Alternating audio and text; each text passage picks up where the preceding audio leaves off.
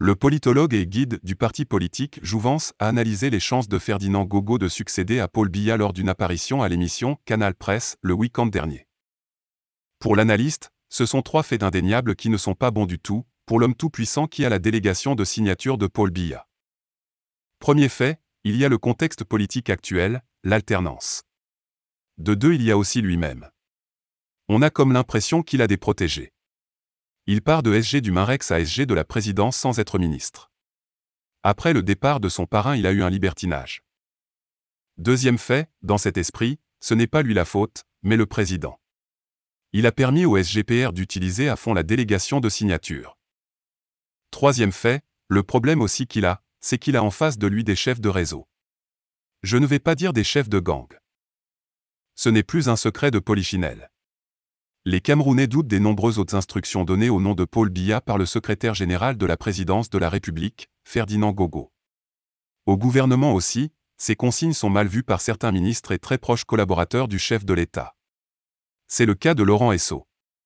Il a été secrétaire général sous Paul Biya à plusieurs reprises et fait partie de la colonne vertébrale du régime de quarantaine au Cameroun. Le haut juge et ministre de la Justice a donc décidé d'humilier Gogo en répondant par écrit à un ordre oral du SGPR l'enjoignant de procéder à la libération de la responsable de la Direction générale des impôts Emilienne Vogo.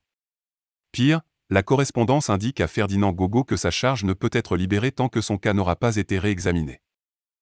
En l'état, le juge d'instruction, dessaisi par l'appel de l'inculpé, ne peut poser aucun autre acte relatif à la mise en liberté de l'intéressé.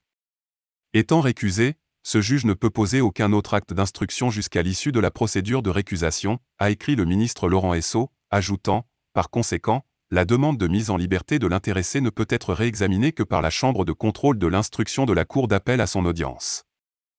En cas de maintien d'Emilienne Vogo dans les liens de la détention après l'audience de ce jour, l'image de ministre d'État, secrétaire général de la présidence de la République prendra un sérieux coup.